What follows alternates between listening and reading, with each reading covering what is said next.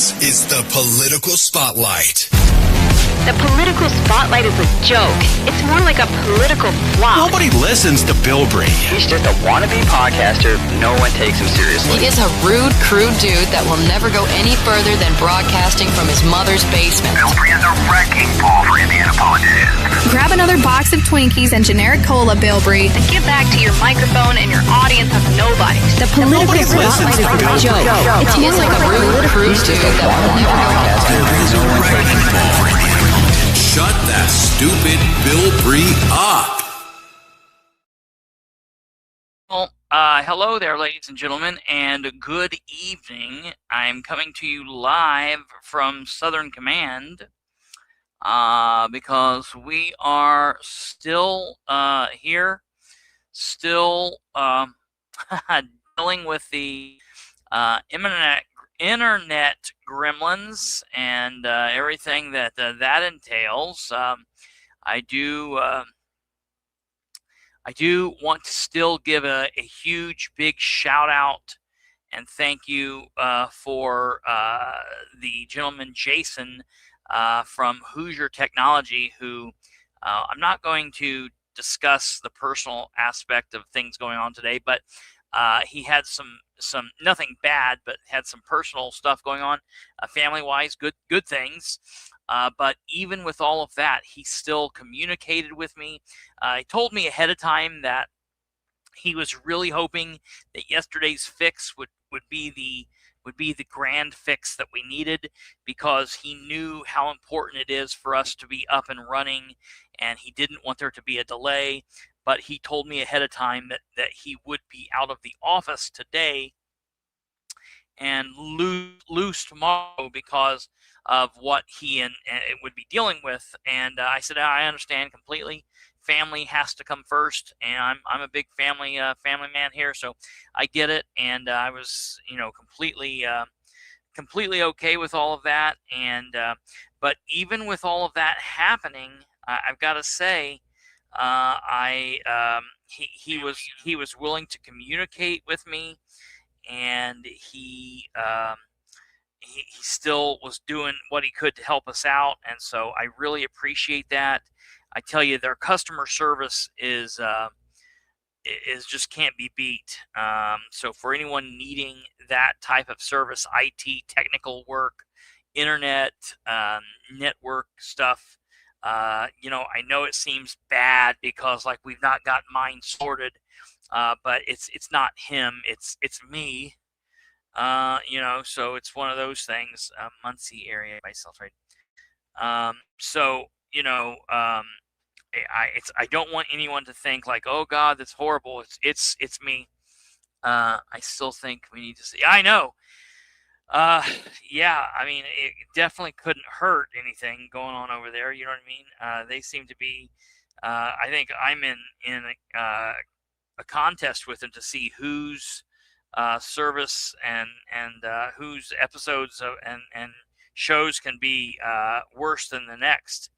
At least here we're fighting to bring you a better program. Over there, I think they're doing what they can to try and make it as bad as possible. So that's that.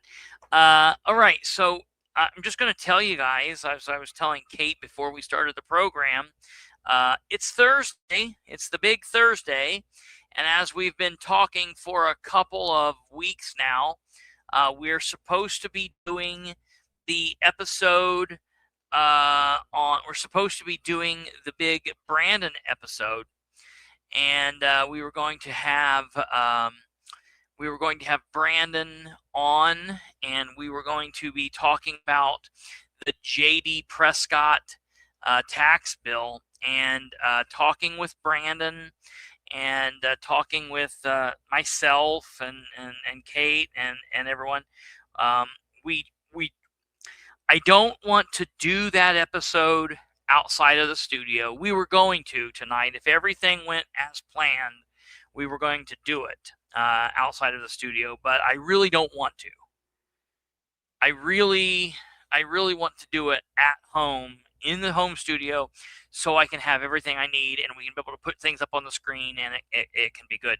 So that means I want the tech issues to be taken care of. So Brandon and I talked on the phone for quite some time this evening. He's working through some things. He still is trying to work through information. I'm going to submit a records request to the Indiana State Legislature probably tomorrow.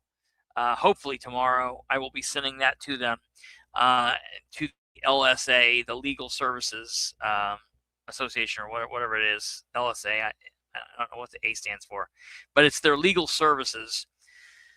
And I'm going to be asking for the documentation that helps JD come up with the numbers that he came up with. So we are still going to do that. And I know that everybody's like, yeah, it's just talk now. We are going to do it. We're working on making things work.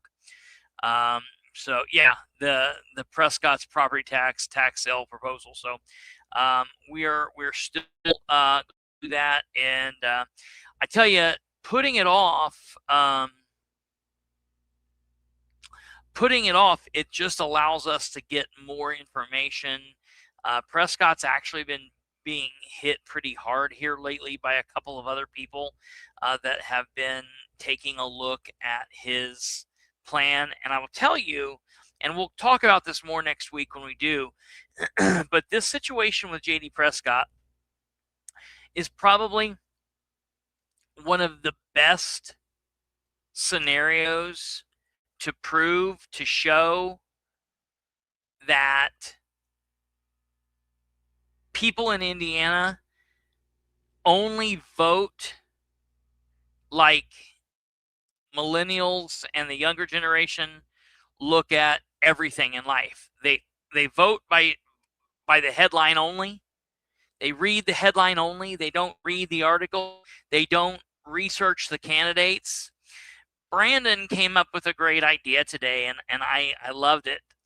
Brandon said that how we need to vote. Brandon Rudd's ballot idea is fantastic, and he can talk to you more. This is definitely not me. This is Brandon's idea, and I love it. He can talk to you more next week about this, but Brandon's idea is when we go to vote, instead of getting a ballot with the names and the parties on it, the candidates need to tell their platform idea, like 5 lines. They need to say, this is what I'm running on. This is what I stand for. This is who I am. And then when you go to the ballot, instead of it saying J.D. Prescott, John Bartlett, it will say, vote for candidate A, who is a giant douchebag and only helps his family, versus the liberal guy from Hartford City. And you have to know the name of the candidate, and you have to write it in. Now, there would be some slack given because it's Indiana and we're all dumb here, okay? So, like, if you wrote in B.J. Prescott, like, we would give that to you, that would count. Old B.J. Prescott, in case you got it confused and you didn't know that it was J.D. Get out of here.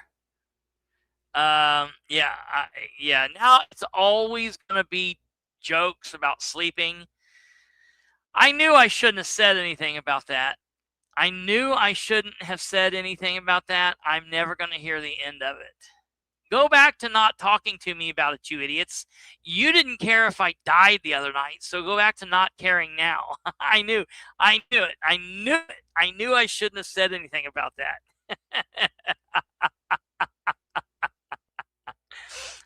And as I predicted, my grandmother was not pleased.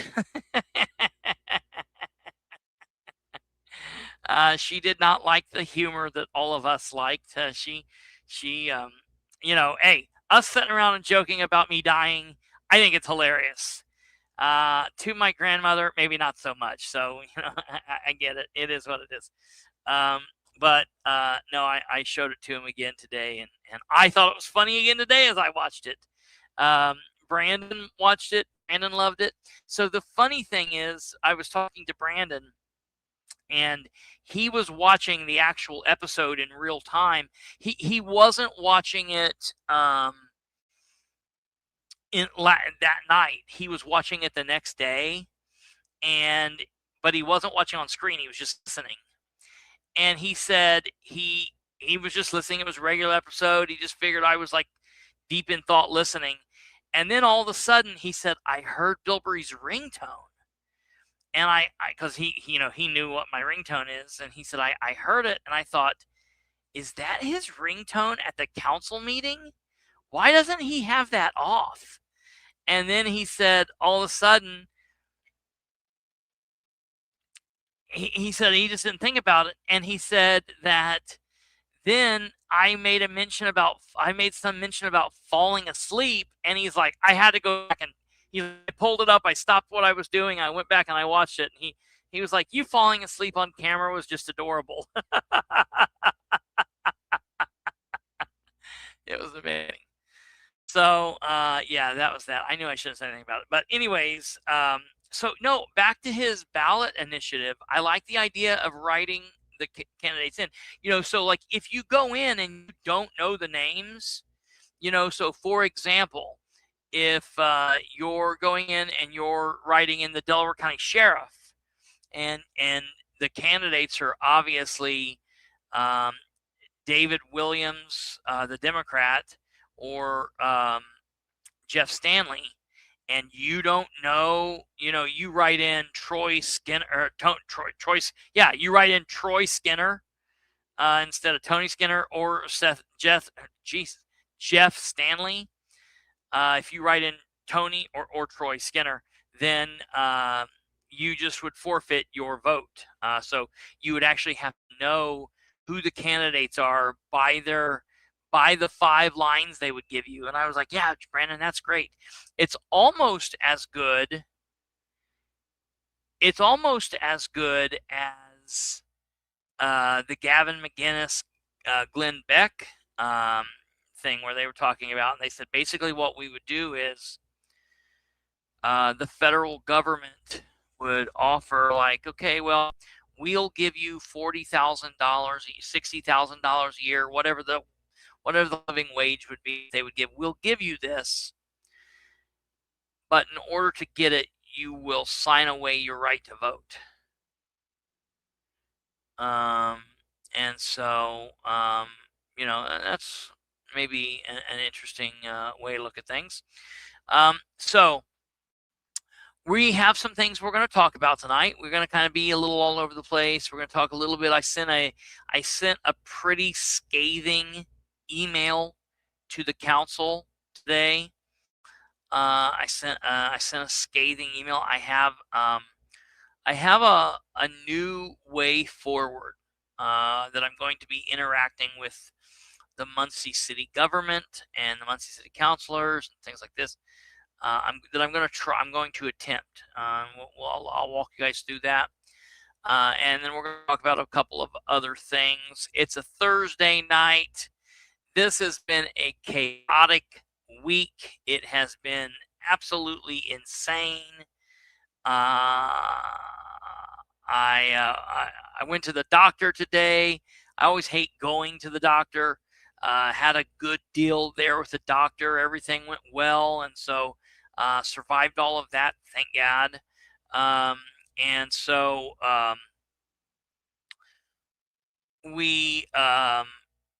took Spot to the doctor on Monday. Did you have the doctor test you for narcolepsy? Narcolepsy. He's narcolepsy? like, yeah. He's like, dude, are you falling asleep? Like they ask you about like sleep apnea and stuff. And I'm like, well, it's funny you mentioned that. I fell asleep while on live show the other night. But no, that was because I had been absolutely exhausted. And I'll tell you what, this internet stuff is killing me more than anything else. It is literally driving me insane. Because I'm sure it's helping with your outlook on how the council has been handling things too. Yeah, oh yeah. I'm sure that's really helped your outlook and your attitude toward that entire situation.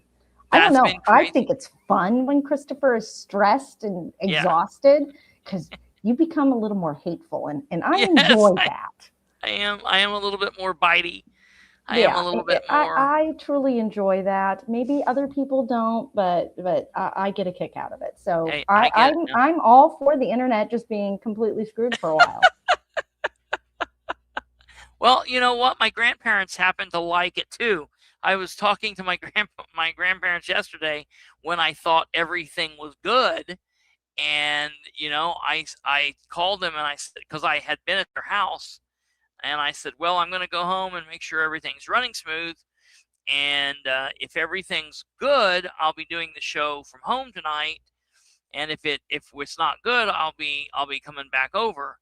And so my grandma called and she said, well, let me know what the answer is. And I was like, it's fixed. Well, I thought it was. And she was like, oh, I was hoping it wasn't going to be fixed. And I'm like, what in the world? So I feel all these people rooting against me. You know what I mean? Yeah, I don't understand that, Stumblefoot. I mean, we've literally went from a 15-year program with no issues to, in the last 2 weeks, I am basically like, the show's over. This is like Demolition Ranch. We are ending it. We are ending it.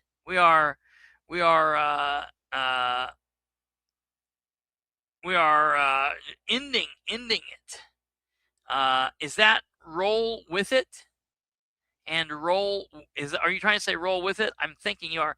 A positive doctor visit is always a great thing. Focus on the positive and roll with it. I think that's what she's trying to say there.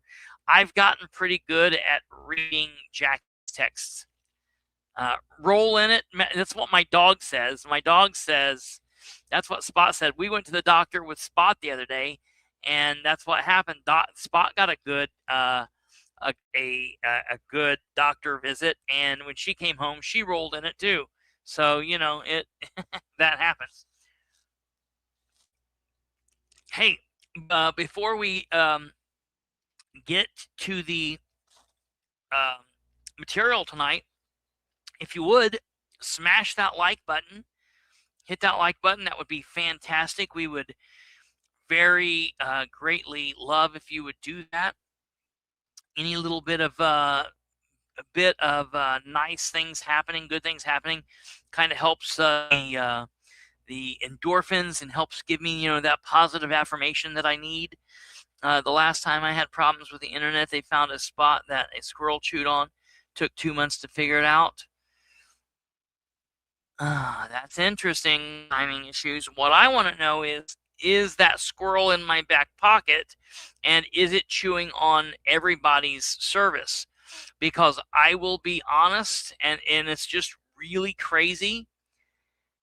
For the very first time in my entire life, and I mean this, I have never, ever, ever, ever had any kind of issues here at my grandmother's house.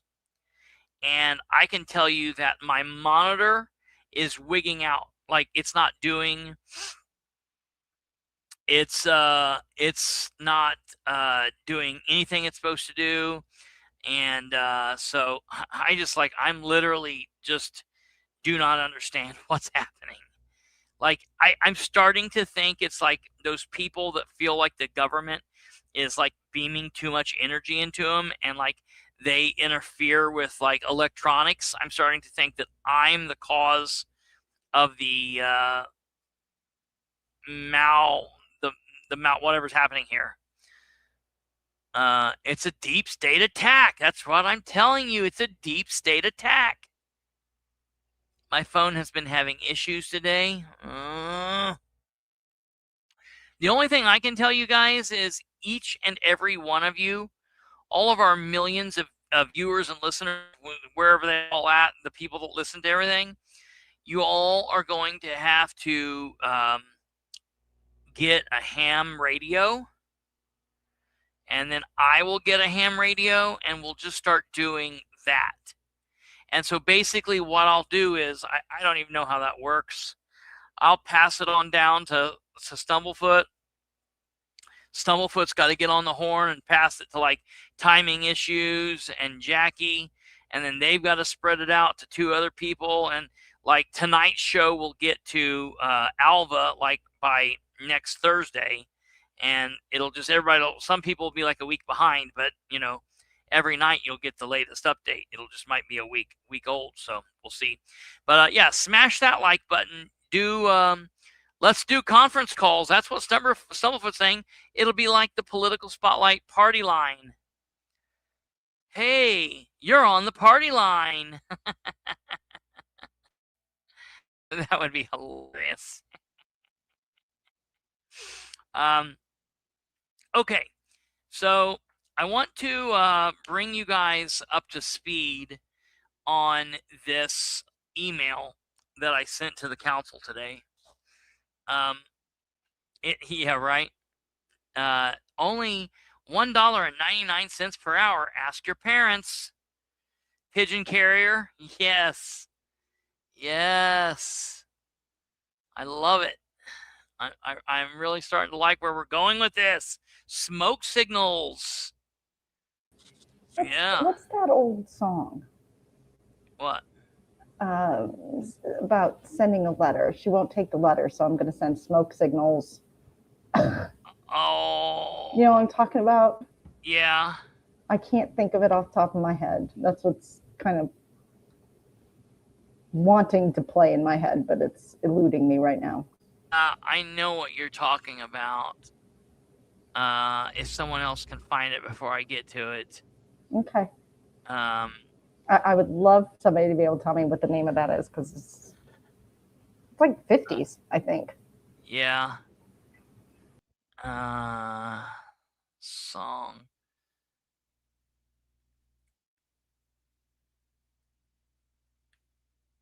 Oops. Smoke signals. Well, there is a James Blunt song, Smoke Signals. Let's see.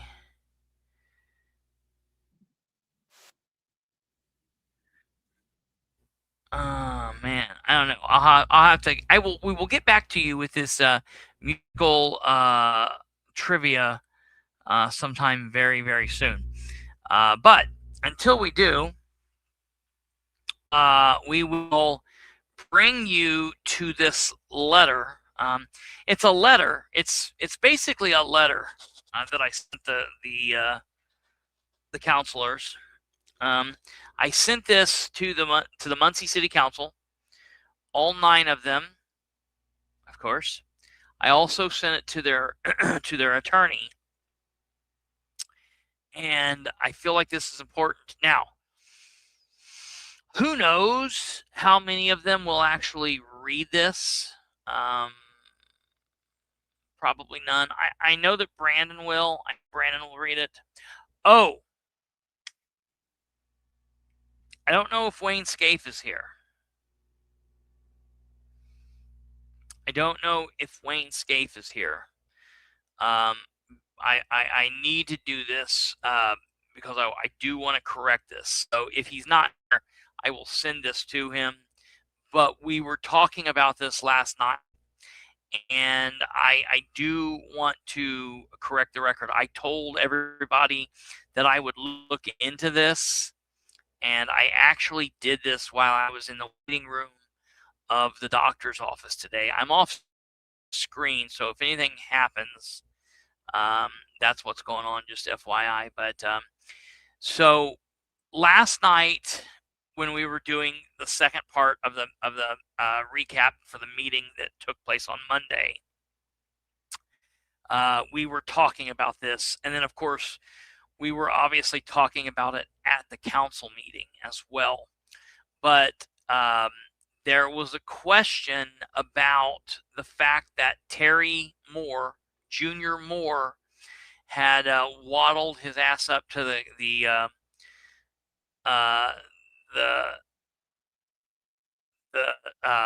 podium, and he had said, "I'm tired of hearing we've been talking about it. Just go ahead and call the question." Okay. And so he had done that, and then they voted. There was like a bunch of argument on if they were going to do that or not. Yada yada yada. Can you do that? Will you do it? No, I won't do it. Yeah, we will do it. Whatever. Back and forth, back and forth. And they took a vote, and it was a vote of 5-4. And Wayne went up and was mad and said, "Wait a minute, that doesn't count because it has to be a 2/3 vote. It has to be a 2/3 vote per Robert's Rules of Order." And he is 100% right. In Robert's Rules of Order, it absolutely does say it is a 2/3 vote. It does say that. However, we've got a little bit of an issue because in this situation, Robert's Rules of Order is not what governs what's going on here. There is Indiana Code. Excuse me, not Indiana Code. I lied. There's not Indiana Code. There is Muncie Code. Muncie Code that handles this. And so I'm going to put this up here on the screen really quickly. And so this is in Muncie, Indiana Code, Muncie, Indiana City Code. You can find this in Muni Code. It's in this. It's been codified. This is section 32.27. Moving. Now, give me 1 second here. Make sure that that's the one I looked up. I want to double check.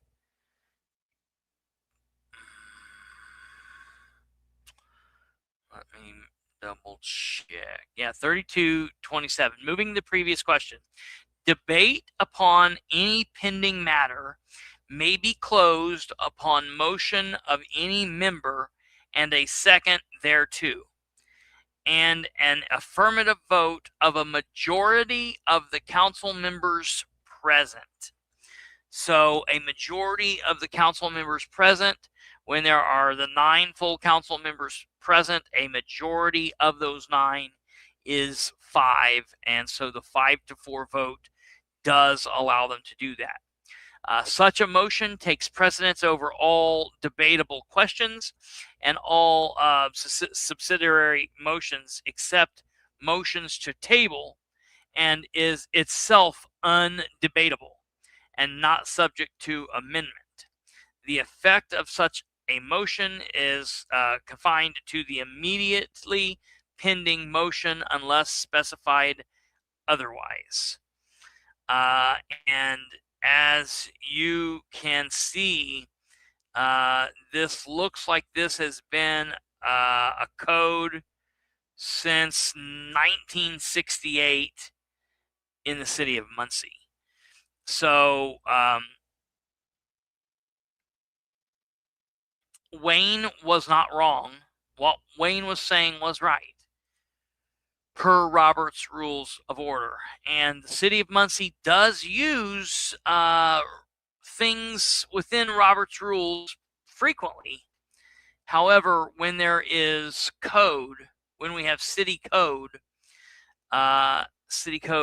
will take precedence over that, and it's what we go by. So sometimes you win, sometimes you lose. I was on the side. I agreed with him. I didn't know about that code. I was able to stumble upon that. So, it is what it is. I'm on Wayne's side with, like, I was mad about it. I don't like it, but it is what it is. Okay. That's what I know. The lamp, I need to have lamp will travel. I need to bring it with me. Or Lenny's all out of whack. Okay. So we are going to now, after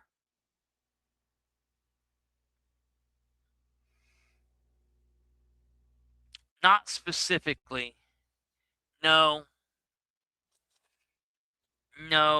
And half the time, like I remember back in 2018, 2019, the counselors, they didn't even know what Robert's rules were.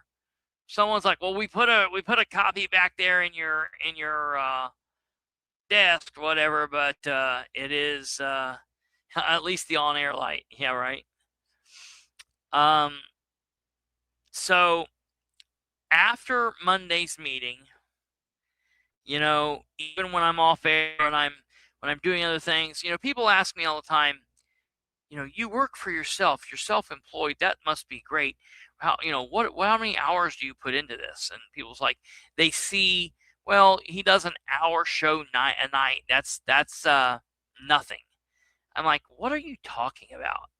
I put in like 32 hours a day. Every show is like 28 hours worth of prep.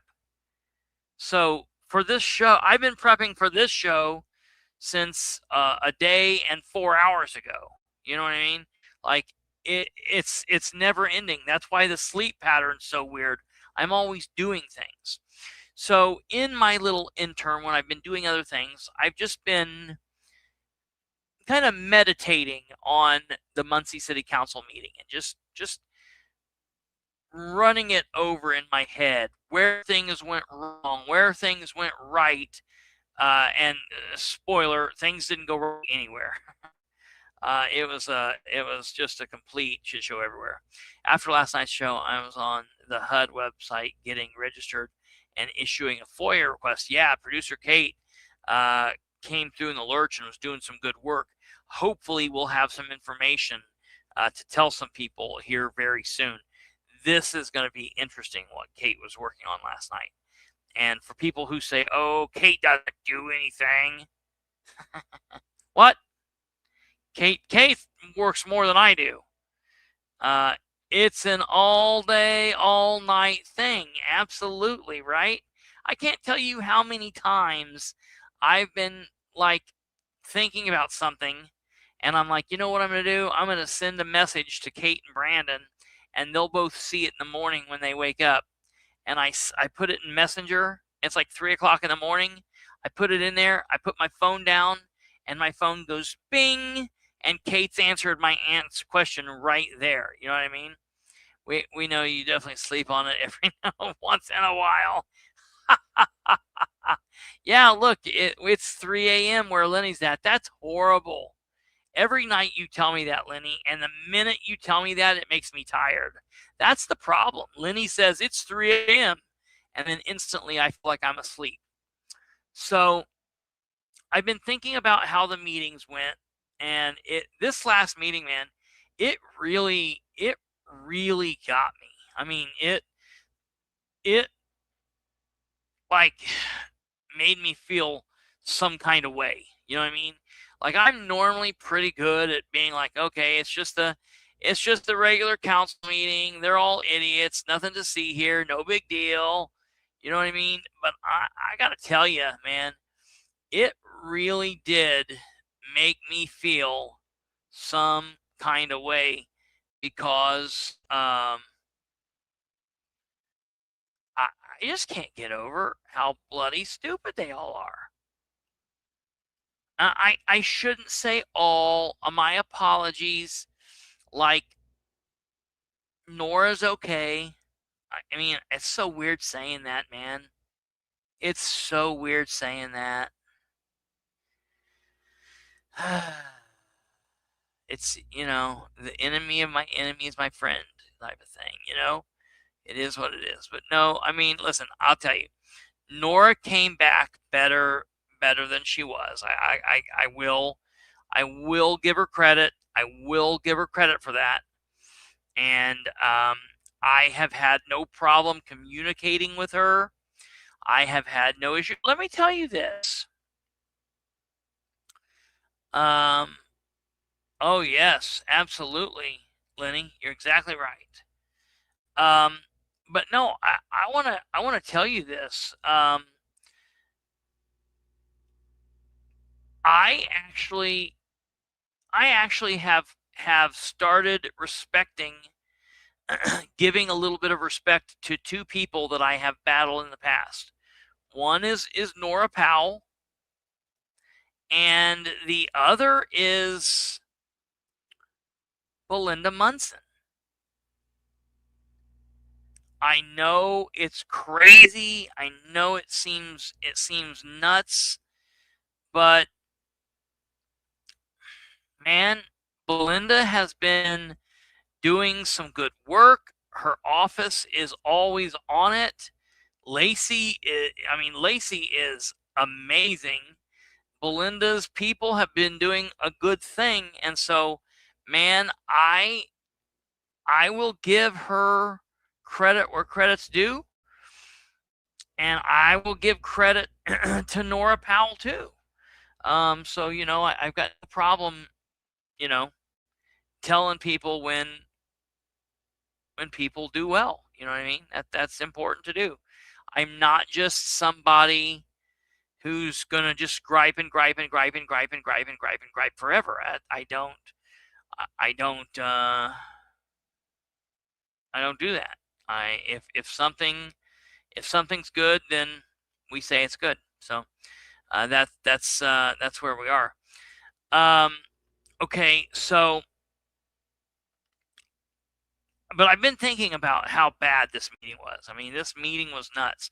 It wasn't particularly long. It was just over and over and over. Okay, so I prepared this statement, and I sent this statement in to the council, to their attorney, and I'm going to read this to you all now, so you guys can kind of understand where I'm at, what I sent them, what I expect, and what we're going to have going forward. Okay, I'm just getting this ready here.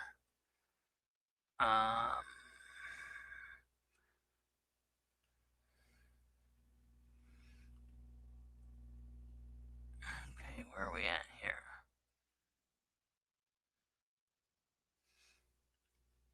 Okay.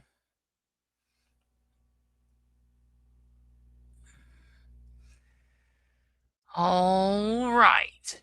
So here we go. Oh, how did I do this?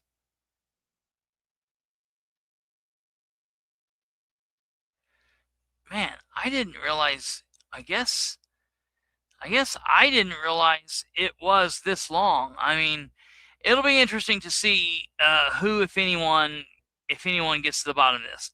I think Nora will read it.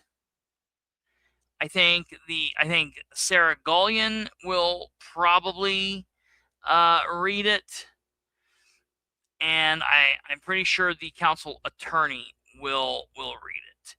Outside of that, I don't hold up much hope for Brandon or Jerry. Definitely, and the only person that I really need to read this, honestly, is Jeff Green. Like, I almost feel like, I'm not even going to say it. I probably shouldn't say it. I feel like I want to have a captive audience with him and read this directly to him. That's all I'll say with that. Okay, listen to this. Here we go, ladies and gentlemen. This is the email, and I'm going to tell you why. If you guys have questions, put it there. We'll talk through this. So, Muncie City Councilors and City Council Attorney, I am writing to address several serious issues that every member of the council needs to understand. Please do not skip a word of this email, no matter whether you respond to it or not. At least do yourself a favor and read it from start to finish. Outside Muncie City Councilor Nora Powell and Muncie City Councilor Jerry Dishman, who have both served many years at different times on Muncie City Council and in Muncie government, many of you have been involved in Muncie politics for a relatively short period of time. even if your involvement spans 10 or 15 years, it is still a relatively short period compared to many of us who have been spectators and or participants in local, state, and national politics for the better part of 30 years. I don't say this to belittle any of you, rather to make you aware that no matter whether you like me or the content of what I say, I am, if you consider all of the meetings put together that you've attended with me, I am very rarely wrong, specifically about how meetings run, the laws, the rules, and what is and or is not allowed.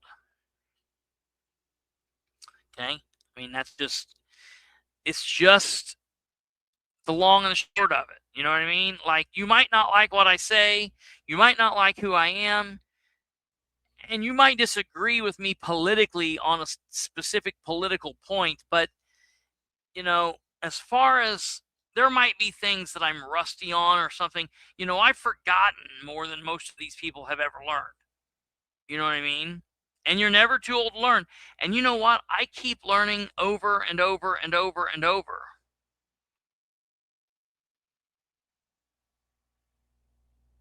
I'm sure he did. Oh, I'm sure he did. I have not seen that. I knew there was one posted, and I knew he would be posting one. We will look at that here in a moment. I will put that on the screen for everybody. I knew he did it, but I had not had a chance to watch it yet. So we will watch that together. All right, moving on. Very rarely wrong about how these meetings runs, what's not allowed or allowed, the legal standing behind what I say and or do. I bring this up because there have been multiple instances within the last couple of years, specifically since Councilor Green has been president this year, where something has happened during a meeting and instantly Councilor Green has tried to silence me or do something out of order. I don't mean being out of order in the meeting, just out of pocket, doing something out of pocket. And I have spoken up to state that those actions are incorrect. For example, the open door violation from October 2025. I saw what they did. I was brought, their actions were brought to my attention. I stood up. To caution them. I stood up to bring it to their attention. And you know what? If any of those council members were like, you know what? You're right. We shouldn't have done that. I'm sorry. This is what we discussed. This is why we did it. And we just didn't think. We are sorry. You're right. If they would have done that, I would have said, my head would have probably exploded. It would have just, and I would have fell over. But if they would have said that, I would have said, thank you, I appreciate that. And I would have sat down, and I would have smiled. I would have been so, I'm like a disappointed parent. And the counselors are like my children. And it's like, I'm the single dad, and my kids are grown, and everybody else, down at the mill, where I put in 12, 13, 14 hours a day, back-breaking work, ready to get home and drink my 24-pack of Natty Ice. And I go down, and everybody's like, hey, Jack, my son's a doctor. Hey, Jack, my son's a lawyer. And I'm Jack, by the way. I'm like, yeah, well, my kid, they beat their spouse. We're the spouse, too, They beat their spouse, and they can't hold a job, and they steal from us, and they lie, and they cheat, and they're a bunch of deadbeats, and all this stuff. And I just want them to one day tell me, we got into MIT, Dad, or we're starting the program at IU McKinney. and we're going to be great. And I just want to be proud of them, but I can't because they're all a bunch of deadbeat losers, and that's how I feel. It's shocking to me. I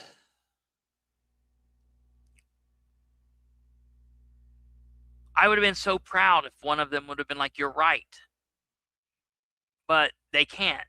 Instead, they're like, "You're wrong," and they wanted to fight me and tell me I was wrong. So you know what I did? I filed a complaint with the public access counselor, and then because she's an idiot, and we don't have Luke anymore, like all the good guys have went away.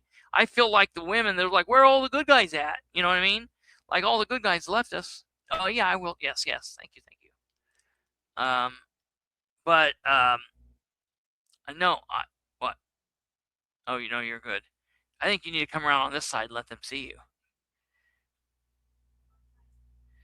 Whichever. Do I have a big one in there? Sorry, we're doing this is like a. Is that Grandma? Yeah, I'm trying to. Here, this way they can't see you. Come say hi, Grandma, please. Kate just said you should come over here and just pop your head in. Just poke your head in right here. Say hi. They won't see you. They won't see it. Yeah, you're fine. Just pop your head right here. Come this way. They won't see you. They won't see you. Just pop your head in. A little bit further. A little bit further. There you are. Hi. Yeah, I just saw you. Well, there she is real. What? No, that's like a joke. That's like the M&Ms say that about Santa Claus. What are you doing? Yeah, they've seen those before.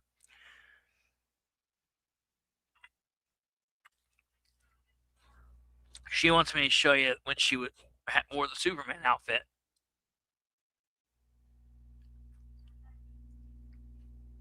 Now she's in there cussing me. No, she's not. All right. Sorry. That was weird. Hey, everybody said hello, Grandma. She said hi. She's a movie star now. It's an automatic thing on YouTube. My grandma's an influencer. I gotta tell. She's gonna kill me. I gotta tell you this funny little story real quick. So, she just held. Yep, she's yelled hello. So here's the deal. In the evening time, people put on pajamas and stuff. You put on pajamas and you go to bed. And, sometimes you're sitting around the house not doing anything. You might put on your pajamas or whatever. And now, it's very important that you understand that my grandmother is like the lead teetotaler. Like the queen of clean. No alcohol, never smoked. Well, I may have laced them in my lifetime here recently, but they have never done anything crazy. She's very clean living. And I would come over and hang out. Sometimes I'd spend the night with them and do things and see them. And they would go off, we'd be working or doing things. And then in the evening, we'd be sitting around watching a Western, some Gunsmoke or The Rifleman or something. And then they'd go off and put on their like night clothes. And for several months running, I noticed that she would periodically wear these pajamas that had these little balls on them, like a red ball, yellow ball, and sometimes the ball was like red and gray and yellow and gray and blue and maybe not blue, like white, red, and yellow. And I noticed that she had these pajamas with these balls on it. And one day she was wearing these pajamas with balls on it. And I just happened to lean in a little closer and I was like, well, those balls look very much like wine glasses. Are you wearing pajamas with wine glasses, and she looked and realized what they were, and now it's a great joke. And it's like her favorite pair of pajamas. They're like soft and comfortable, but like it's so against her nature because she's not a drinker, does not like that, is like way against it all. I just think that's so hilarious to me. Those are my favorite pajamas that she has. I absolutely love them because there's wine glasses. It's absolutely amazing. Anyways, all right, back to it. And the reason I'm talking about that is because that's what she's wearing now. I love it. It's great. She just said hello all there. There she is. There's the Iron Ina. So, all right, back to it. There you are. You see it's on screen and everything. She always tells me that I don't put her comments up or something. I was like, you just don't see it. Okay, so moving on back to it. In the last couple of years, specifically since Councilor Green has been president, where something has happened during the meeting, and instantly Councilor Green has tried to silence me or do something out of pocket, and I've spoken up to state that those actions are incorrect. For example, the open door violation from October of 2025. That's exactly right. That's exactly right, Jackie. Oh, yeah, I would love... I'm going to one day get these people on as a guest and have them sit, and we're going to do an interview, like when they're dressed in actual clothing and stuff. It will be amazing. It will be amazing. All right, back to it.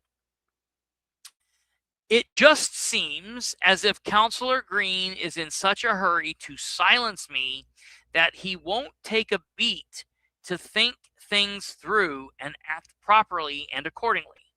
Another example was recently when Councilor Green attempted to shut me down during the public hearing.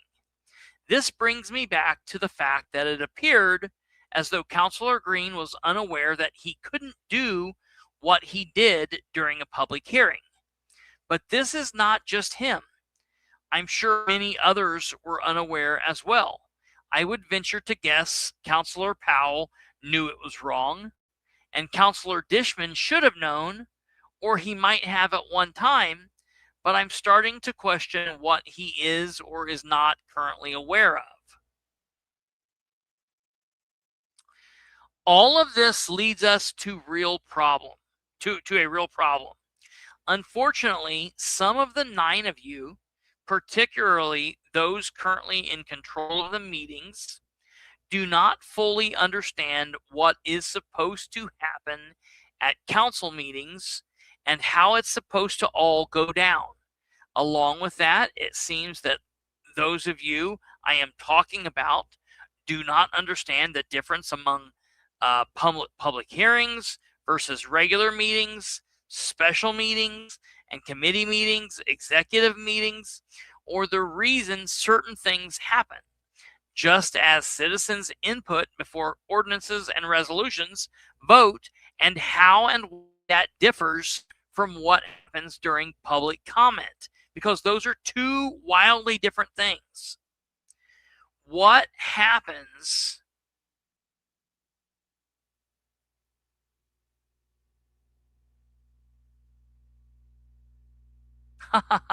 yes.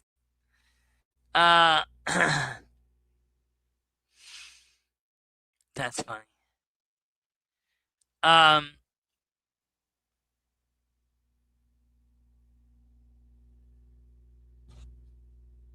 Yeah, those are 2 different things, and I feel like the counselors at this point should know the difference between public comments and when citizens are talking before the ordinance or resolutions votes, okay?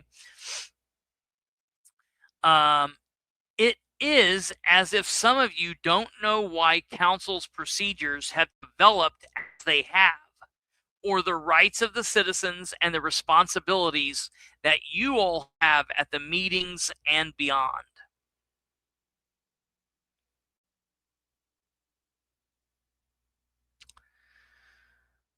The counselors I am speaking about have now had several years to learn these things, but it's as if you guys just haven't. Or you simply don't care. Either way, continued confusion or simply not caring is unacceptable. Period. Before moving on, I want to make it clear to you all that I fully recognize that the business of City Council must be conducted in meetings. Work must be done as smoothly as possible.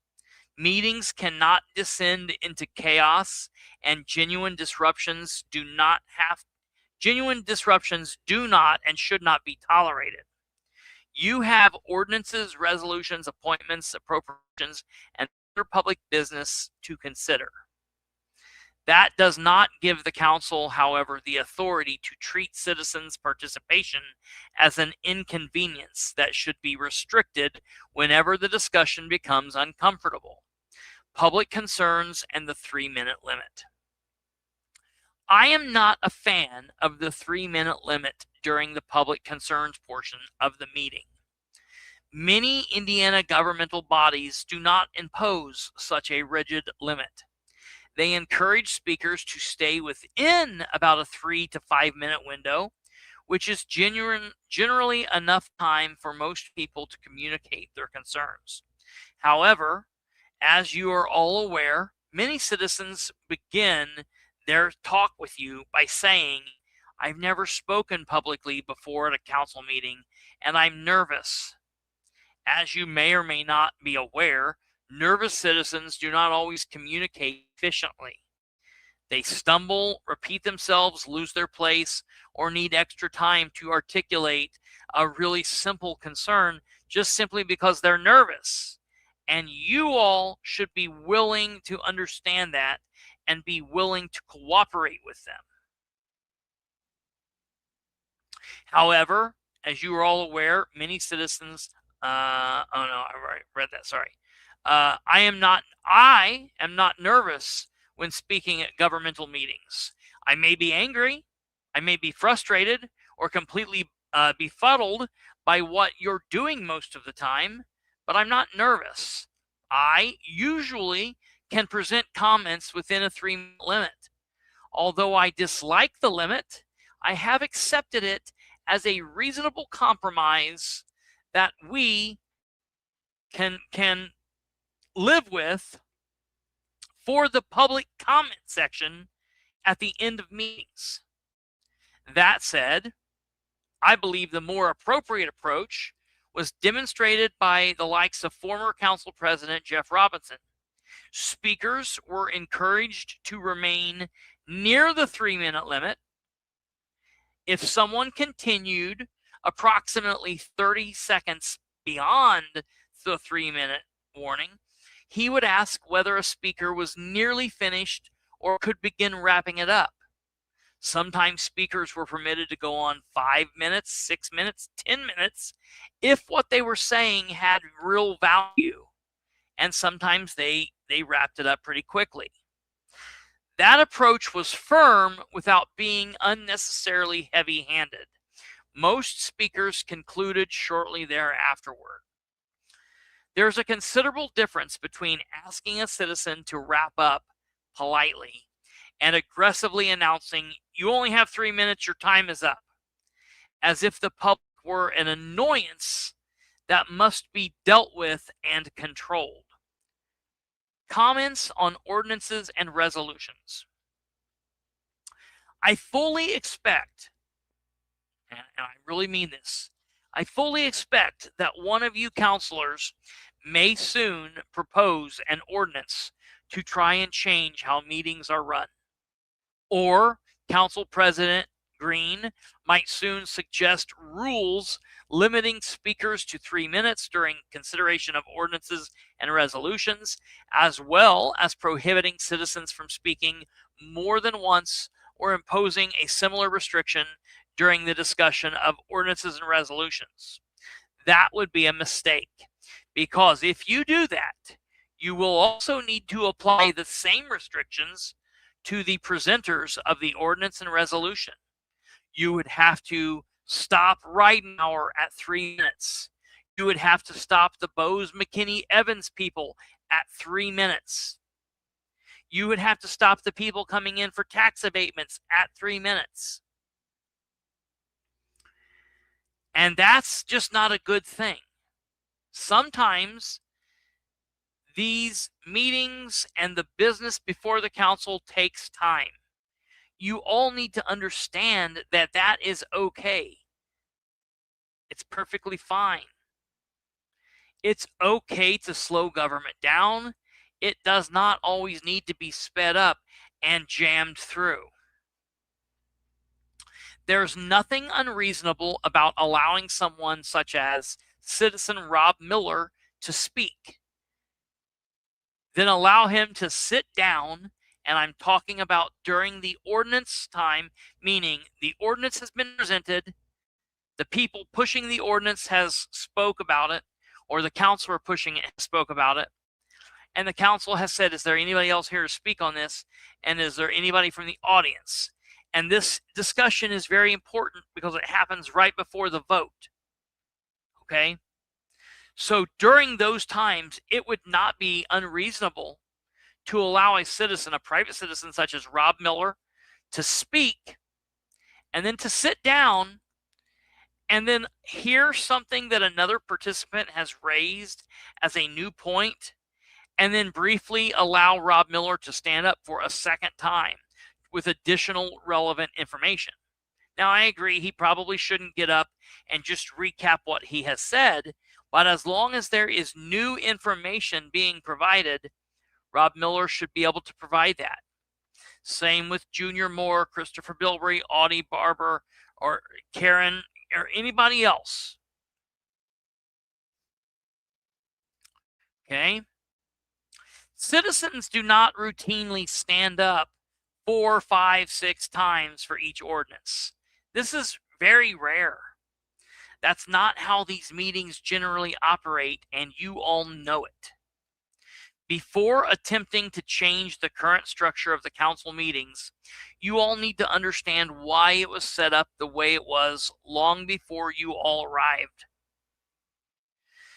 First, it's important that you understand there's a distinction and a difference between the 3-minute public comment period and public participation in the consideration of ordinances and resolutions. You all understand that, right? And I ask them this. Who knows if they do? For many years, the Muncie City Council has allowed citizens, and I mean many. I'll put it to you this way.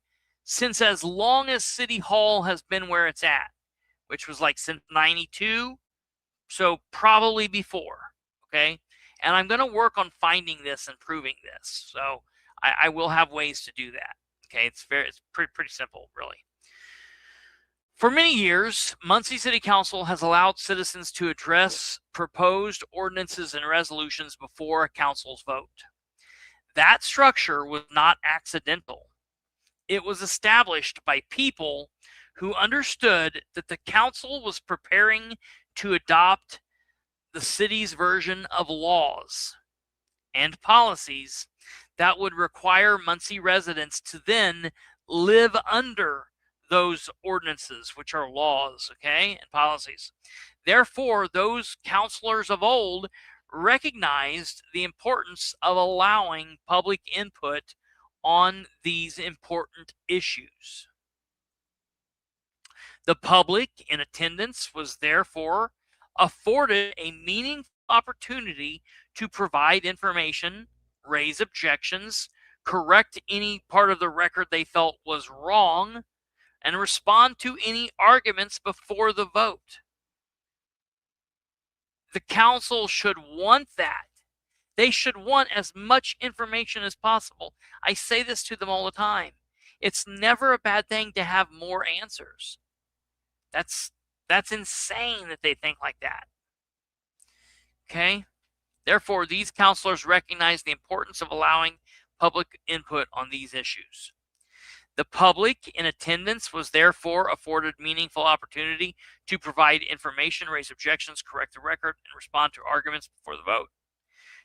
It's important that you know not every ordinance is controversial, and you do know that.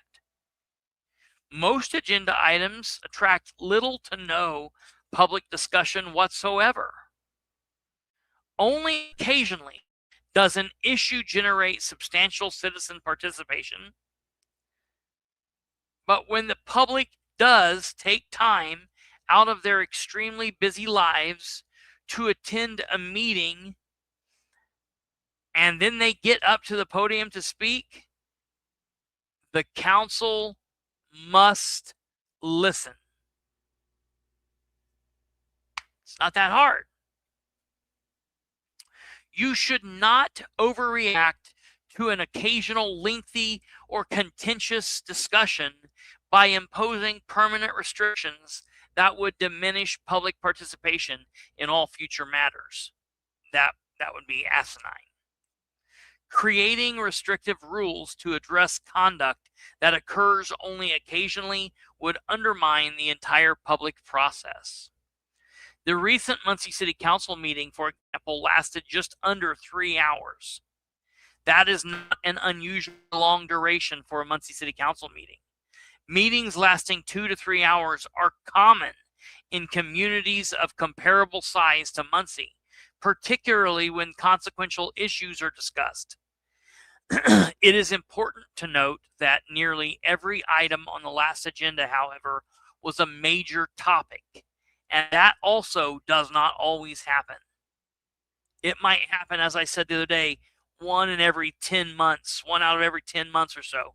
It's not a thing that happens. Normally you have a really important issue and a bunch of filler, or just stuff that doesn't really matter, or people, it's just appropriations that everybody's okay with, or it's this or that, and it's not a big deal.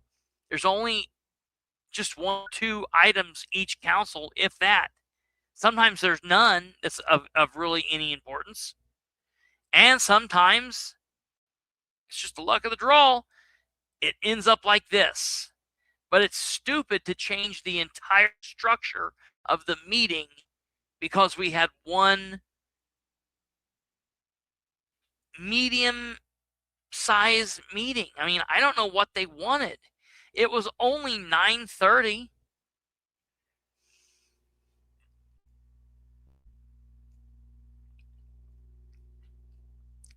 Absolutely crazy. Muncie City Council meetings are often much shorter. Council members are not being subjected to unreasonable burden merely because the public occasionally expects them to remain seated, listen, and conduct public business for 2 or 3 hours. Selective enforcement. Council President Green should review the recording of the most recent meeting carefully. Honestly, I would like him to watch that meeting while reading this email along. Then he should review the First Amendment carefully. To assist him or any of the rest of you, I will include the words of the First Amendment here. There are only 43 of them. Congress shall make no law respecting an establishment of religion or prohibiting the free exercise thereof, or abridging the freedom of speech, or of the press, or the right of the people peaceably to assemble and to petition the government for a redress of grievances. It's damn easy. I don't get it. It's just simply not that hard. It is not that hard.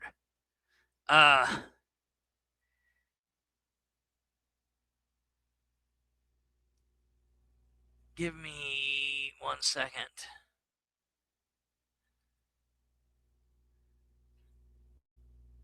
Okay. Whoops. Okay. Sorry. Back to the letter.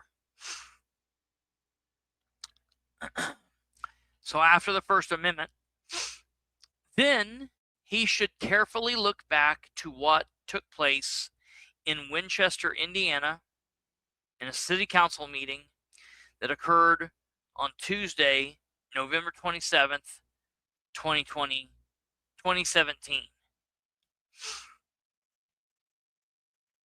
But since I don't have faith that Councilor Green cares enough about his duty to do any of that. This section is for him. It's for all of you as well, but this really applies to Green. Time and time again, Counselor Green has went out of his way to slight me and others, but mostly just me. He quickly jumps at the chance to tell me that my 3 minutes are up during public comments. At other points in the meeting, such as when discussions of ordinances and resolutions are taking place, he likes to tell me my time is up, even though he doesn't do the same to others. There is always an overwhelming attempt to silence me. I keep coming back to this theme throughout this entire letter, but that's because that's what he does during every meeting. The obvious distinction is not the length of my remarks. It's the content of my speech, which is a really big no-no. No elected official enjoys being criticized. I get it. I understand that. No one likes sitting silently while someone else identifies their failures, their contradictions, their incompetence, or misconduct, or worse.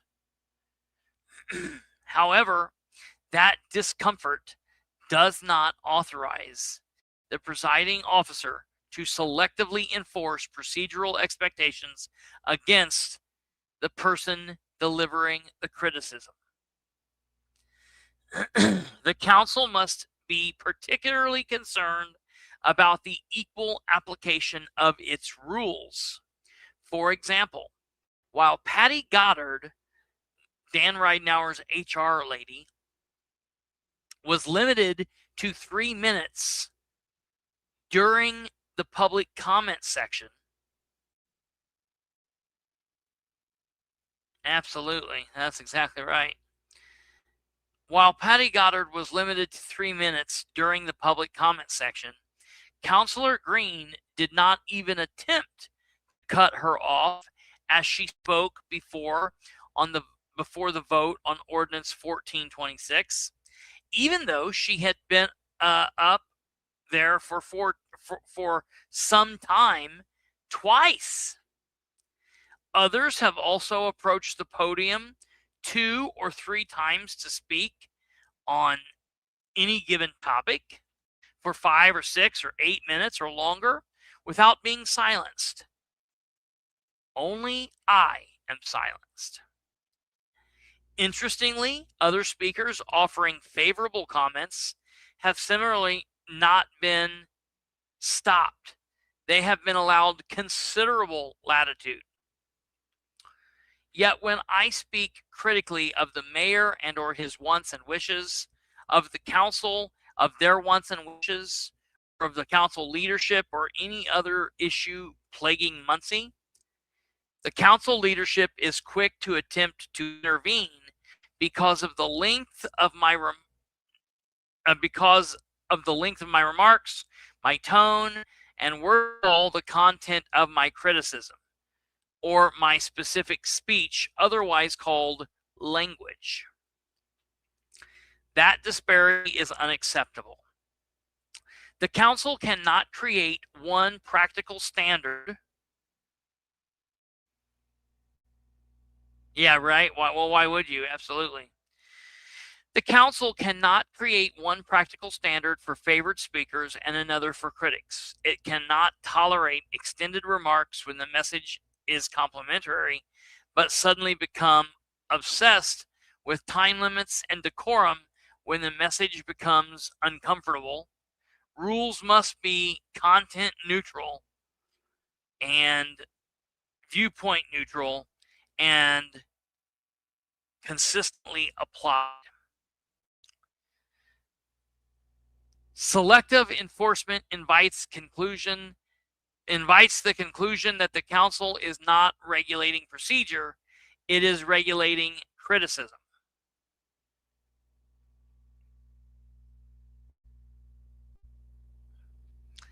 I want to be perfectly clear.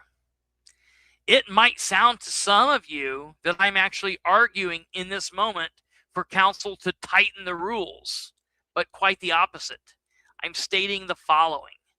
Hold public hearings in the following manner.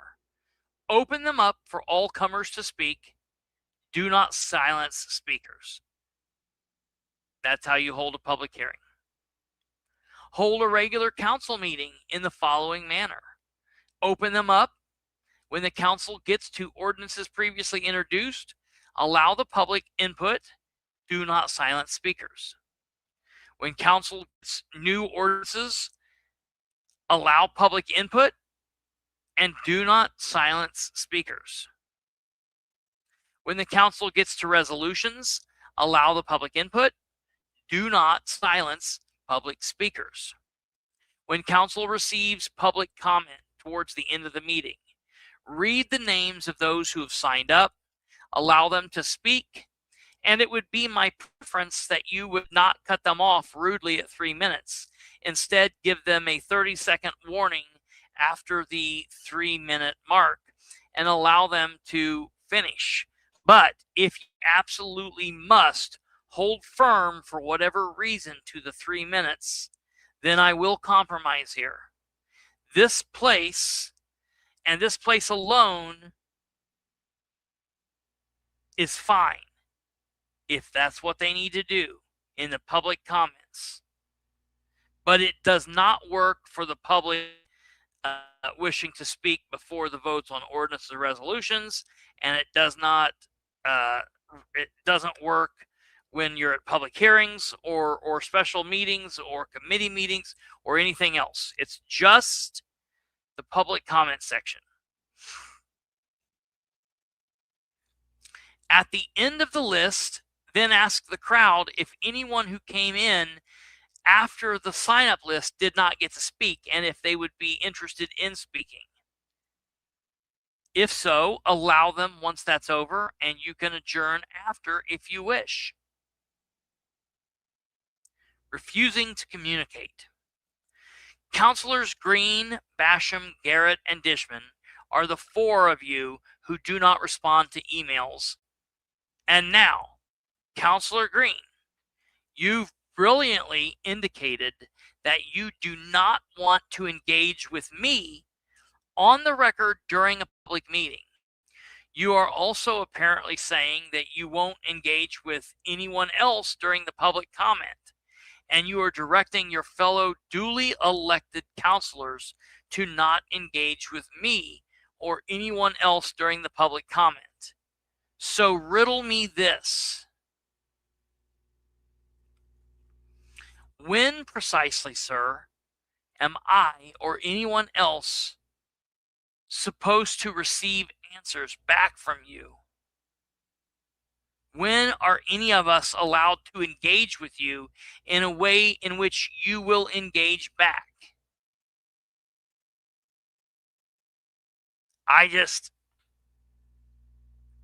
This is not something that needs to be asked. It's insane. Are you taking the position that you should never have to communicate with the public? Because that's what it feels like. They don't email. We can't ask them questions during the day. They don't want to give out phone numbers. They don't want to talk to us at meetings. I feel like his position is they don't have to answer questions, period. Is it just those who publicly criticize the council, the mayor, or anything else, or is this for everyone? Do you understand how wild it is that you are attempting to prevent other duly elected councilors from responding to their constituents? That's insane. That's crazy. If Green doesn't want to communicate with me or whatever, that's on him. But now he's reaching over everyone else and he's telling them, you can't answer anyone.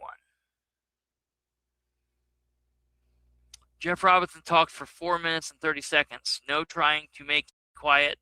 Patty Goddard was up there for 2 minutes the first go and 4 minutes the second with a counselor asking questions. What if you signed up 3 times with just different names. You have to keep going out in the bathroom and changing your appearance, putting a hat on, changing the color of your shirt. That'd be hilarious.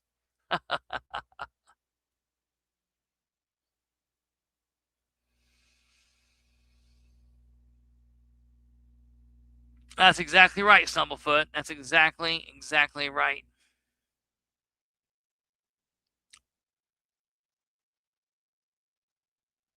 I am certainly hoping the few of the other counselors that are not under the spell that has apparently been cast on everyone else, I hope that you're not seriously going to go along with this. If you do, you will get the blame right along with Counselor Green and those that do. So I need them to be, these people are all being put on notice. Okay? You can't no longer sit by and say, well, I'm going to let him tell me what to do, but I don't agree with him. If you don't agree with what he's saying, you other counselors need to fight back. Timing issues, yeah, right. I would sign up under Kristopher Bilbrey,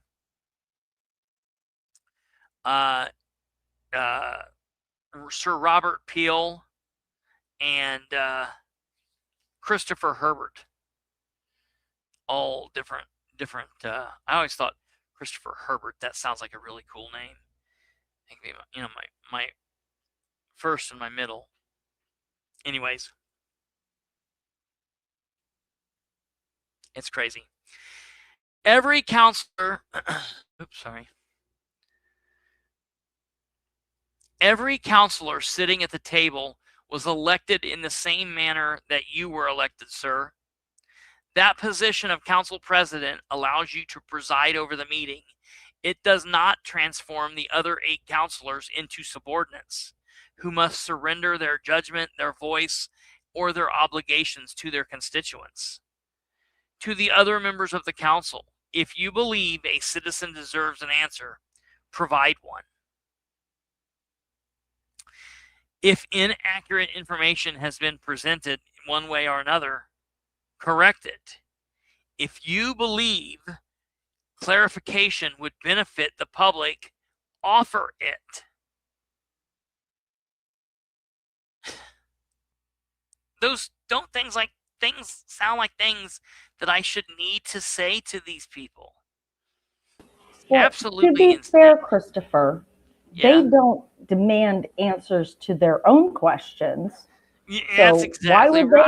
they expect that the public would want answers to their questions? I mean, that's at least they don't have double standards. That's right. At least they don't have double standards. That's pretty smart. You know what? Man, I hate that. Man, I hate that because I should have said that.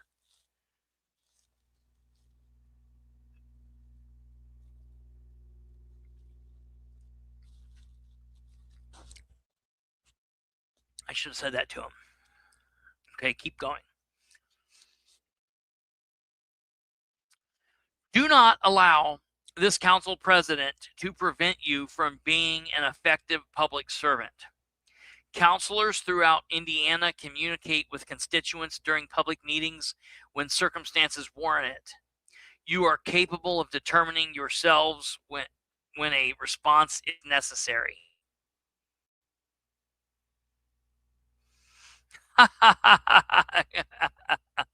Glenda, that's amazing. The big one. My speech is not yours to control. We're almost near the end. I told you this was a long letter, long email. I want to address my God-given right to speak freely. And in doing so, hey, have you turned that off in there? Oh, you might want to listen to this last section because it might involve you.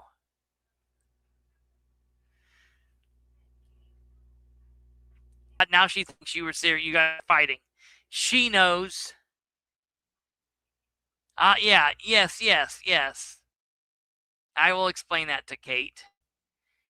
She wants to know she was giving me a hard time, not you. She doesn't know that I'm trying to make you uncomfortable by saying crap out. Yeah, everything's good. I did. I used her in a way. The big one, my speech is not yours to control. I also want to address my God-given right to speak freely, and in doing so, I'm going to get a bit personal for a moment. And I'm speaking to the Muncie City Councilors here. I know it may be hard for some of you to understand this, and maybe you won't believe me. That's fine. That said, I, Kristopher H. Bilbrey, am a Christian. I believe Jesus Christ is my Lord and Savior, that he died for my sins, rose 3 days later, and that salvation comes through Christ the Redeemer. I also believe and recognize that I sin daily. I fall short of the glory of God, and I must carefully examine my own conduct daily and attempt to do better. None of that, however, changes the nature of a city council meeting. The council president is not a preacher while he's on the clock as a Muncie City Councilor. He's not a priest or a rabbi. The council chambers are not the pulpit. They are a public forum where citizens conduct business, public business with their elected representatives. That business will sometimes be pleasant. That business at other times will be angry. Sometimes it will be confrontational and uncomfortable. Politics is not for the weak of heart. I honor and respect my mother and father. I would listen to their advice on a great many matters.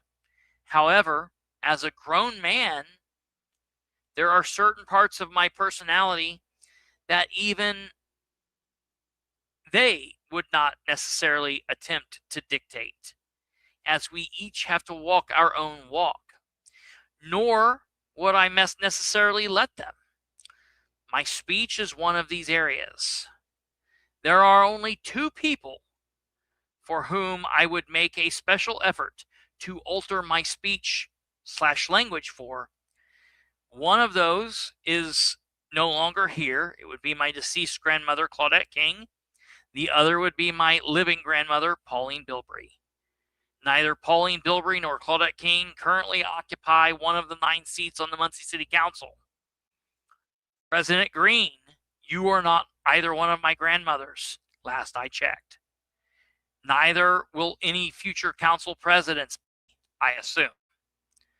Accordingly, no member of the council will, from this point forward, dictate ordinary words that will come out of my mouth. As I stated during the meeting, I am going to make a good faith effort to remain respectful moving forward. However, sometimes in the heat of an intense political discussion, what I sometimes consider the heat of battle, words might pop out, such as shit, hell, damn. I apologize for that, and I promise you it won't ever be worse. That being said, I understand you might dislike those words. You may find them offensive, impolite, or unnecessary. That, however, does not give you the right to silence the substance of my speech. I am not asserting a right to threaten anyone or commit violence. I am not stating that I will prevent the council from conducting its business. I do not plan to scream continuously over speakers or create an actual disruption. I also believe if someone in the council chambers ever breaks the law, you should have the police deal with them, me included. That said, I will never break the law. You might not like something that I do or say. It might go against some thought, belief, or rule you go by, but I will not break the law. To be clear, I fully believe the council has the right to run the meeting in a certain way that business can be conducted. That said, I am putting you on notice now, specifically you, Councilor Green. You need to wrap your head around the fact that an occasional profanity does not transform the legitimate criticism into a disruption merely because Council President dislikes hearing it. Therefore, from this point forward, do not waste any additional meeting time instructing me to watch my language. I do not like this when you do it to others. However, that is an issue between you and each other individual person. I will not take that battle on at this time. As it relates to me, you are now on notice. I will not permit the council to use personal offense, vague appeals to decorum, or selectively enforced standards as pretext to suppress my criticism in whichever way I choose to express it. You will not stop me from speaking merely because you dislike my words, my tone, or the political context of what I am saying.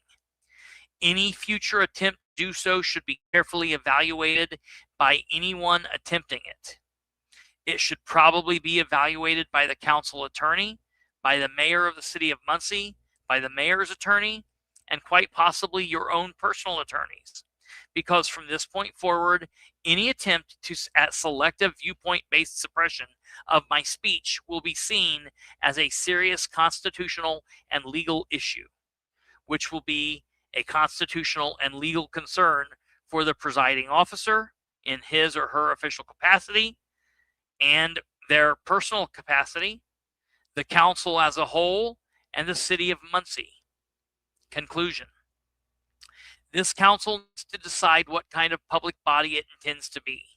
A, you can respect the historical structure of public participation, apply rules equally, tolerate criticisms, allow councilors to communicate with their constituents, and recognize that a representative government is sometimes uncomfortable. Or B, you can continue moving forward a system. You can continue moving toward a system in which favored speakers receive unlimited patience, critics are interrupted, counselors are discouraged from responding, and procedural rules are selectively applied and to protect elected officials from embarrassment. The latter is not effective government, equal treatment, transparency, or accountability. I strongly recommend that every counselor, particularly Councilor President Green, review the recording of the recent meeting and honestly assess how different speakers were treated. I also hope our fine council attorney will advise the council on the constitutional and legal risk associated with selective enforcement, viewpoint discrimination, unequal restrictions on speech, and attempts to suppress protected criticisms under the guise of maintaining decorum. All that to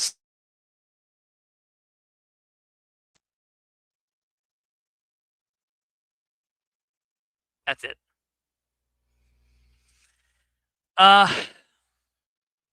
So that's the extremely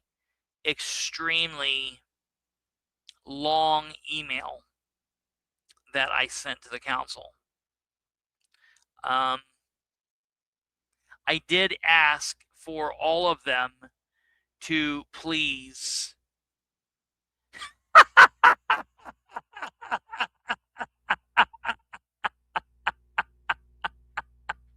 That's my favorite comment of all time I have ever seen in any episode of anything I've ever done. Stumblefoot. I read that written on a restroom stall the other day. You sure you wrote that?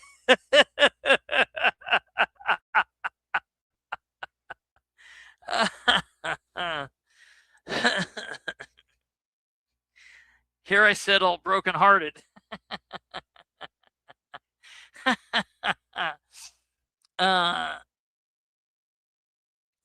The spokesperson from ARC of Muncie was cut off in his speech because it's a nonprofit organization.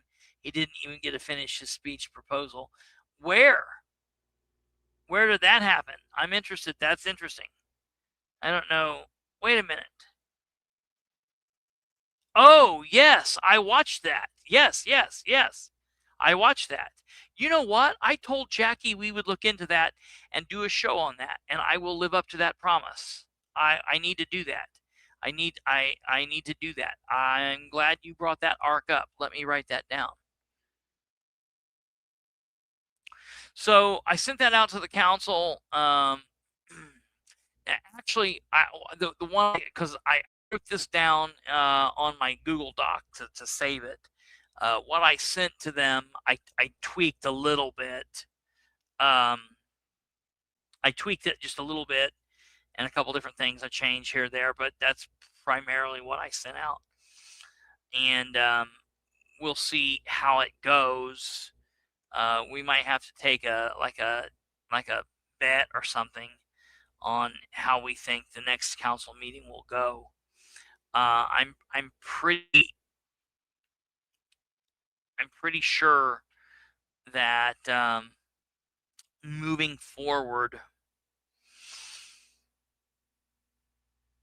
I'm going to try something new. I'm going to try something. I'm not going to talk much about it, but I've got some plans in place for the upcoming council meetings. I am going to stick with the idea of, from now on, when I speak, I'm going to stand at the podium, and before I say anything, I'm going to say, please, Mr. Camera Operator, take the camera off me and point it to the council. People need to see the councilors' faces as I'm talking. I want to see them. Somebody asked me last night, don't you have a camera? And I do have a camera. And I could do that. The problem is, in order to be able to see their faces, you're not going to get them all as a whole.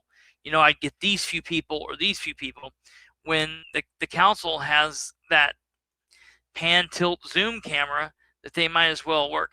What's funny to me is, when we were watching the meeting, they let Linda, whatever her last name is, Muckway or something like that. They let Linda talk, and Linda's the lady that's in the wheelchair. And so she didn't come up to the podium, obviously. They just took the microphone out of the mic stand on the podium, and they gave it to her. And the camera operator literally took that joystick and got that camera down on her and let us see. They need to be doing that so much. Dude, I miss Roger Overby running that stuff. Roger Overby used to pan in on all of the council members. Like he could see 3 of them at a time, like this close, and you could get them like he would literally get them saying and doing things, mumbling under their breath and stuff. And so they, of course, don't want that. That's the reason they do everything the bare minimum. And listen, I'm going to be clear. All of that is Amber Green's fault. Everything relating to what goes on as far as the crappy technical, my fault is, I don't know what's going on. Maybe Amber Green chewed through my cable. You know what I mean? I don't know what was going on. But I don't know where Alva is. He's missing tonight. I hope he's okay. I wonder where old Alva is. That's interesting. Let me message him and see. Alva, are you here? Are you here, bro?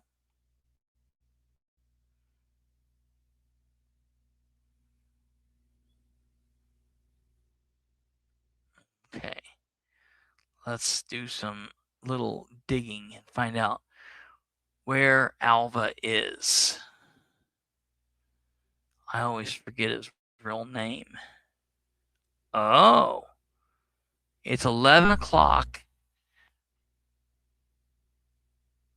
And it says Alva hasn't been on since yesterday?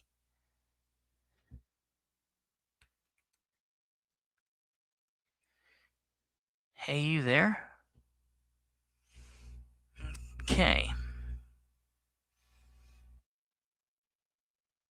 Yeah, right. Yeah, Kate did it. Hey, Kate, if you could, maybe send Alva a message. If you would. Find out. I just want to make sure he's okay. That's weird.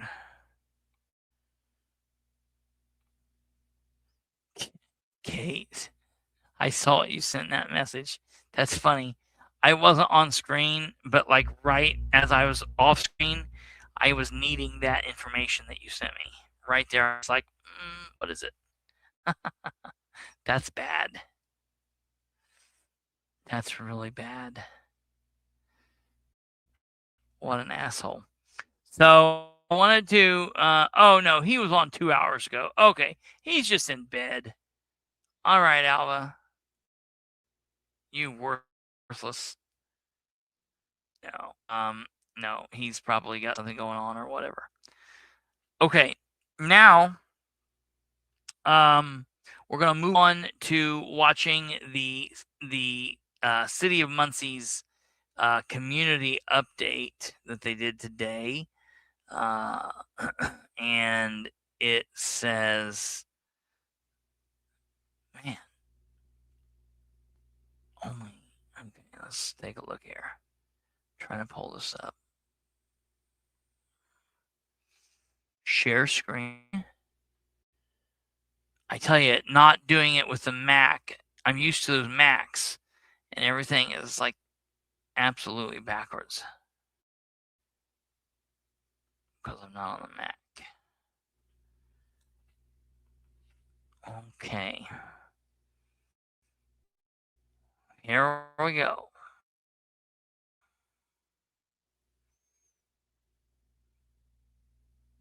Today, Wednesday, it is August 5th. Hello, Muncie. Dan Ridenour here, your mayor. Today is Wednesday. It is August 5th. And I just wanted to talk a little bit about fire station number 5. It is coming to Tillotson, and it will probably be moving at the same time as some of the paving will be going on. But the process will be over the next 6 months, they'll finish the design. While that is happening, we're going to be building a temporary station because we're going to build it on the exact same site. Due to the geothermal with Ball State, there's no way we can add any additional property. And so we've got to build it on the exact same site. We're going to be building a temporary structure to house the vehicles on Jackson Street.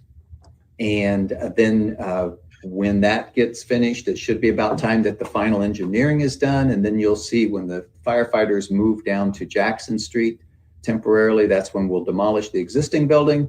And then the new building will go up, which will have 4 bays, which will be great because we do not currently have the ladder truck in there.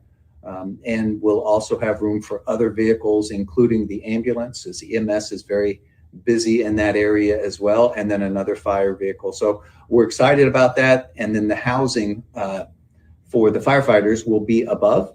So it'll be a completely new station on the west side of town, which benefits a lot of people, covers a lot, is one of the busiest stations. So Fire Station 5, we're excited that happened. I want to just touch base on a couple of the things that happened during the meeting. There were 3 different pieces that the council voted for and that we signed. We were, of course, encouraging them to do so as well. But there were 2 resolutions. One was a resolution related to appropriations. So in order for us to do this bond, which we're about ready to do, we had to have the council appropriate those funds so that it can then be spent to do this work that needs to be done.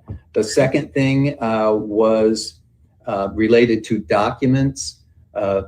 It was also a resolution 11-26 that said it was in relation to the bond agreement and other related documents to the bond, and that was voted and approved unanimously. Both of those 2 resolutions were approved unanimously. Right. The other piece was not approved unanimously. There was an ordinance that had been before the council before, had gone to committee a couple of times. The committee voted 2 in favor and 1 abstention. So the 2 that voted in favor were Councilperson Green and Councilperson Dishman, and then the abstention was Councilperson, Sarah did not vote for it, Gulling. So she did not vote, she voted abstain. And then it came to the council after the 2 positive votes from the committee. So it was recommended by the committee with a 2-0-1 vote. And that one was approved 7-2. And all the council members voted for this station, the lease financing of the fire station number 5, except for Councilperson Mason and Councilperson McIntosh voted against the financing for fire station project.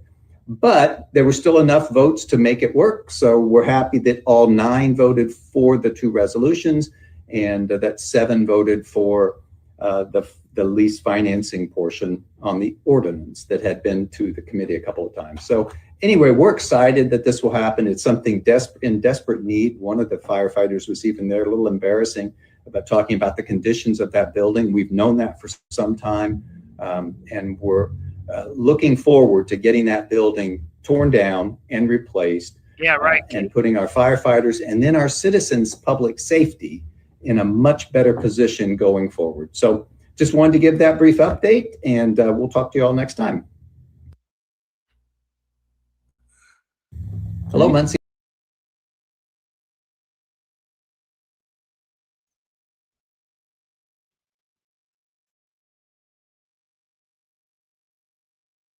What? Just what?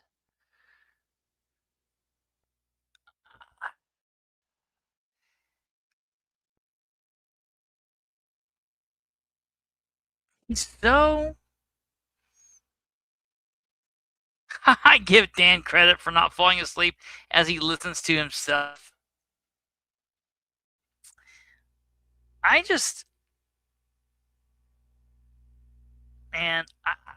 get so disappointed because he had such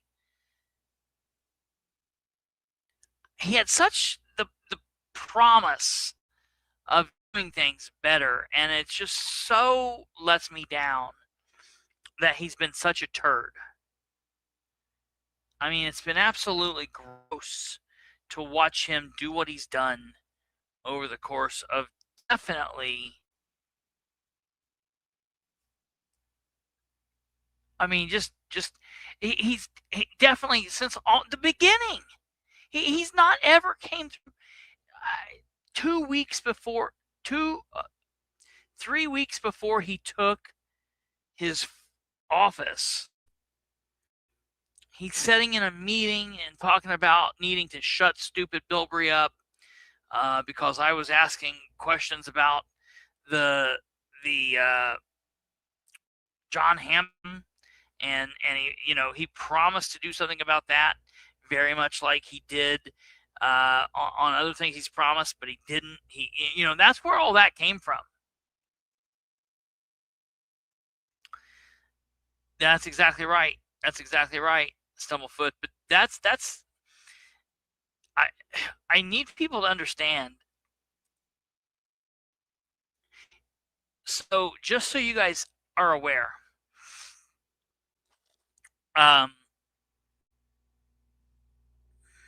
what was her name?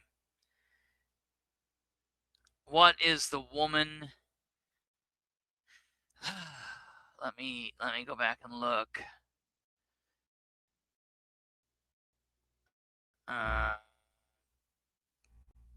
2018 Muncie City Council.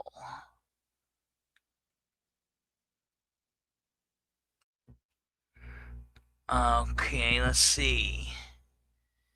Yeah, Allison Quirk. So Allison Quirk was a Muncie City Councilor. And she moved out of Muncie. They moved from Muncie to the Gadsden area. So when she moved, she was a Democrat. Democrats had to put someone else in her place. And they caucused in a woman called Denise Moore.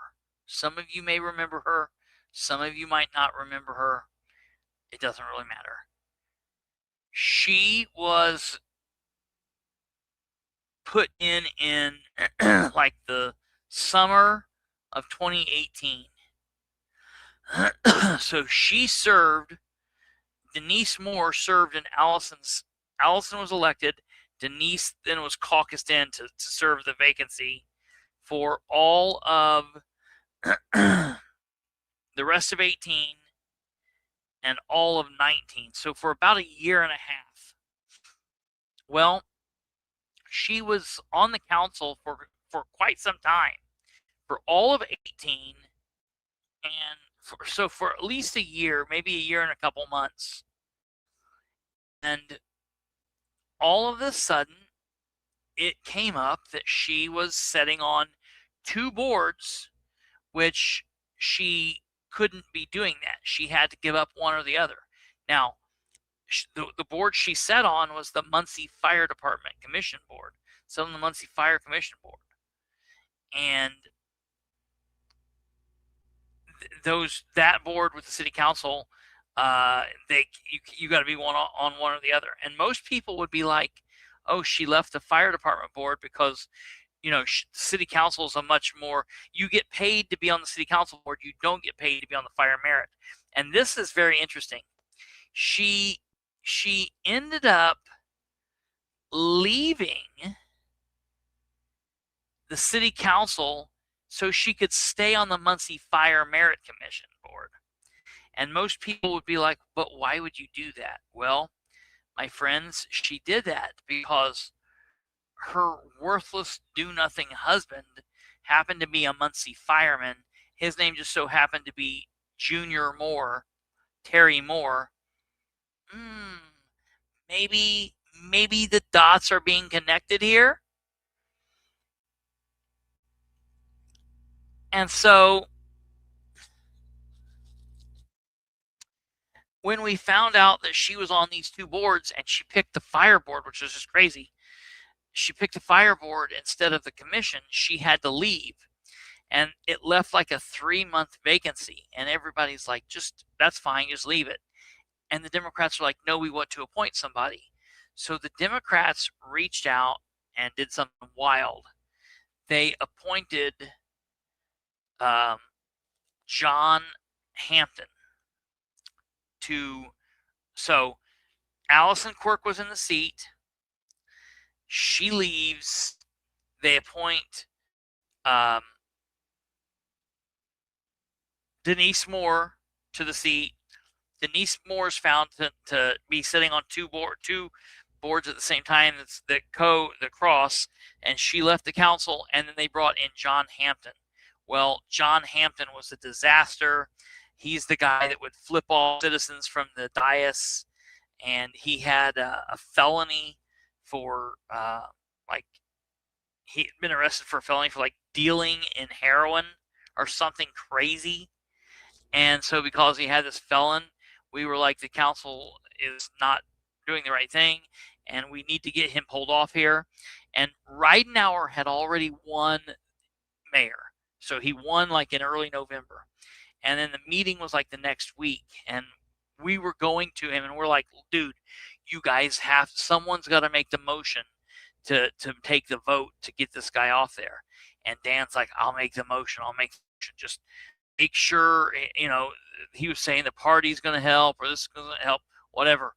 And he's like, "Make sure that you get this information out and make people aware of it because we need more people to vote against this." And then the time comes and Dan didn't live up to his end of the bargain. And I knew that was a problem. He was mayor-elect. He had just won the election the week before, and he had a month and a half until he became mayor. And already he was going back on things he had promised. And I sent him a text message, and I said, "Yo, what's the deal? Why are you not doing this?" And he made up all kinds of excuses. And he told me the following meeting, he said, listen, if it doesn't happen by the party, then I will stand up and I will do the right thing. Well, that time came and went, and he didn't. And we were unloading on him, and that's the meeting where he says that infamous "shut that stupid Bilbrey up," which is fantastic. And so, yeah, that's what happened. Ridenour's been doing this crap from the very get-go. I haven't done this in a while. My grandpa, so after I did that show outside at Mud Creek a while back, my grandpa's been telling me that I need to do a show, like I said, like from every one of Dan's failed projects. I need to do a show from all of those places. Like, I need to sit back and really work it out and find out all these things that Dan has failed on and put them together. And it's not like because I just want to sit around and focus on the failures. It's because he has more failures than positives. So I don't know what to tell you. That's his problem, not mine. So that's that. I want to wrap up tonight by telling you some really crazy things I've heard. I have been hearing. Yes. I have been hearing from really reliable sources that, oh God, I hate even saying this. I've been hearing from really reliable sources that Ridenour might not seek a third term, and that Stephen Brand is maybe considering running for mayor. And I can just tell you,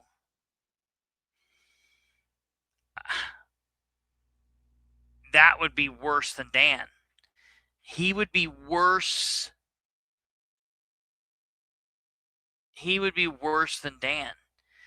And the problem is, a lot of the people in the county are realizing that, maybe he wasn't what he cracked up to be. I don't want that. That's a terrible idea. Well, I just want you guys to focus on that, because I'm hearing that Bilbrey for mayor. That would too be a horrible idea. And that's what makes me different than Dan. I realize it.